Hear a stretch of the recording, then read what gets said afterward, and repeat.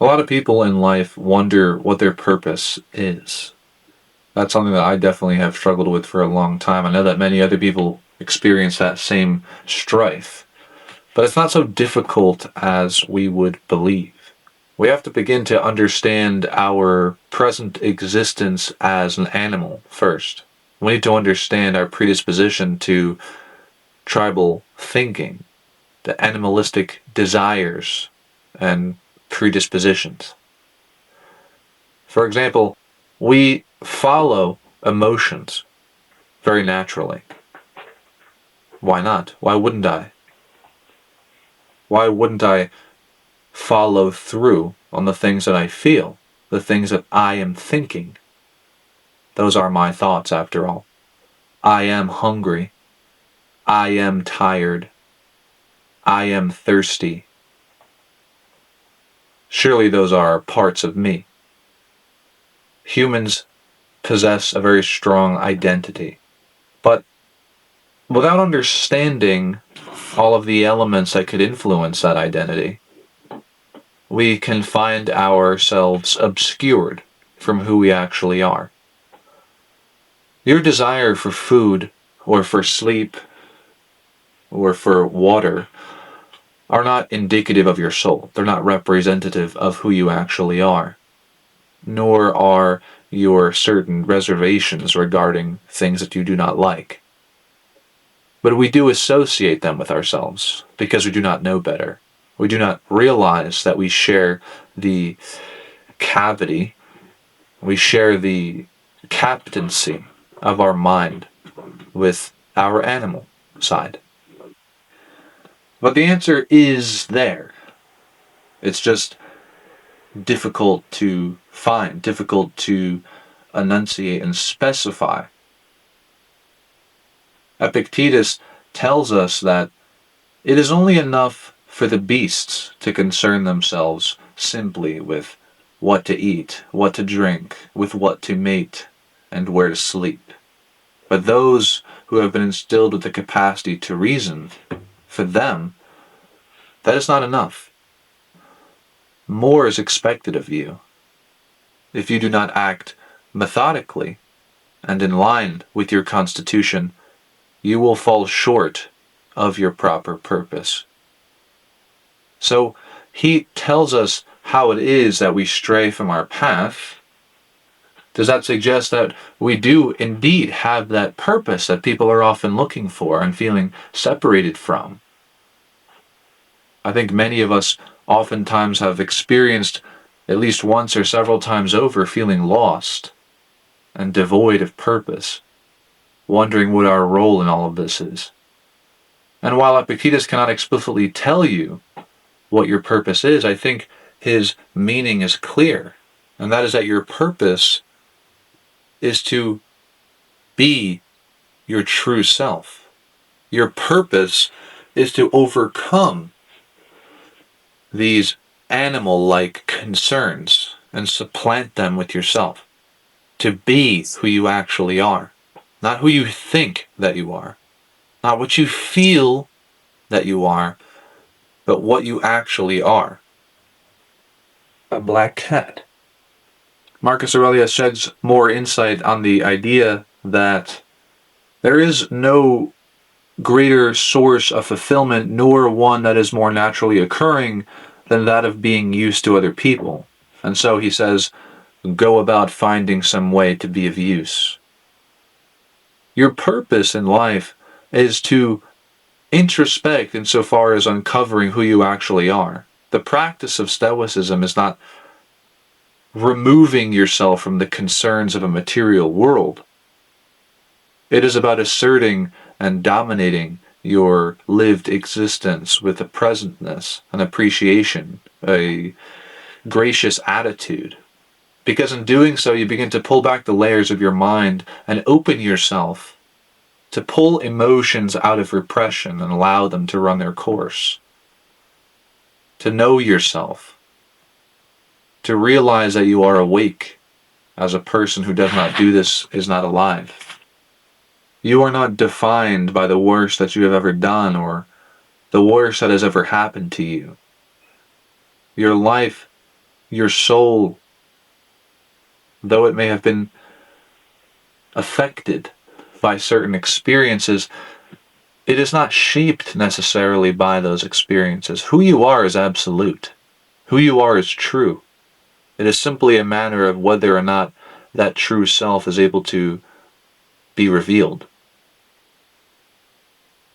And we often get misled and led astray. A friend of mine had once said, "Congratulations, you have been led very far, but in the wrong direction," when quoting a song to me. And that stuck with me, because when we feel this strife and we feel this sense of being lost, we confide in those around us, as I said. We seek their instruction and their supposed solutions to what would be unanswerable questions. And they tell us what works for them, and we get into our own minds and we assume that we are inadequate and we are incapable of figuring things out the way that we have been doing it. That they're right and I'm missing something and I really should and I really ought to be more like those people. I need to be like them. Yeah, I'm the problem. What was I thinking? I need to stop overthinking. I'm overthinking.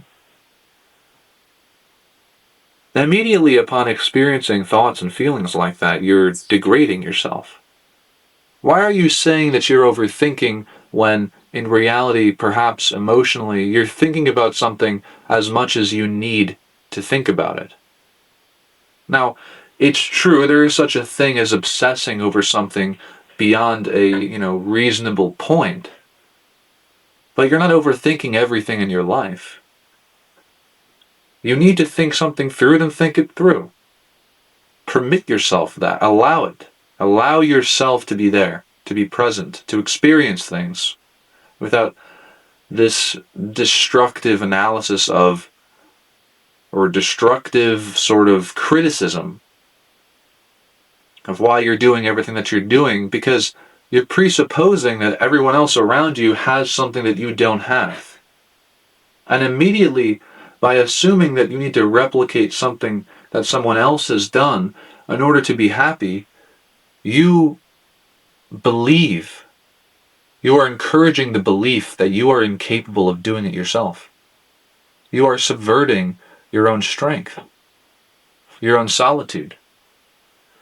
And if you're doing that, you will not get anywhere. Unless stumbling around is what brings you to the ultimate realization. In many cases, that is what is necessary. We only learn things when we are ready to learn them. But why wait? If it is possible to make this realization now, why not make it now? Envy is a mistake. You do not need to follow the image of others in order to be happy. You need only to authentically be who you actually are, in complete accord with yourself, at peace with being who you are. That is a gracious existence, one of humility and appreciation, one of patience and deliberance. If we should suppose that we must satisfy prerequisites to be the person that we want to be, we will never get there. We already are believing that there's a checkbox to get to be the ideal version of yourself. And immediately upon supposing that, you subconsciously lock yourself away. But really, there is no barrier that is stopping you. There is no prerequisite to being who you actually are. Everything that I'm saying is something you can simply adopt and practice and meditate upon and implement in the way that you feel is most right. But to seek out accordance with self, peace with self, to forgive oneself, to forgive those who have transgressed against you, to understand the reasons for why they may have done so, and to separate your worth from those experiences. Because you are not defined by the worst that has happened or the worst that you have done. Mistakes are at hand. Mistakes are meant to be made. There is a distinction, a differentiation between a mistake and the thing that we would like to do, or the versions of ourselves that we would like to be. Seek out your emotional convictions as opposed to things more material and temporary in the world. Your anchor should be within yourself. It should be tied with a manner of appreciation for the temporary nature of your existence. Your lucidity is very important. It's very difficult to sit with these things at first. I know that, as I have done that myself. It's not supposed to be easy. It just is. It is what it is. But a man, a person, a woman, one who is afraid is the best candidate for courage. Because those whom are courageous do not feel enveloped by the sense of pride and bravery when they embark upon something that we would readily attribute to them as being a courageous act. They feel fear. They are afraid. Through fear, resolved to say, though I am afraid, I will make my stand. I will act. I will be deliberate through fear. That is courage. That is what being courageous looks like. Emotions are just a veil. The goal is to be yourself all the way up until your final moment. To stare death and emotion in the face as a human. Your purpose is to be in accord with who you actually are. Do not be misled by a material existence or a material world. Do not allow it to pressure you, to confuse and constrict what you are supposed to be. And once you do find out what you are supposed to be, what skills you possess that are most capable of being of use to other people, use them. That is where you will find your fulfillment. As much as you can, though the world does not afford that luxury to all, find who you truly are. Dig beneath the emotional baggage of your experiences. Make them orderly. Endure through pain, endure through fear. Perceive through the fog and the confusion of the mist. Supplant it with yourself. Find your best means of being of use to those around you, and then go about being some way to be of use.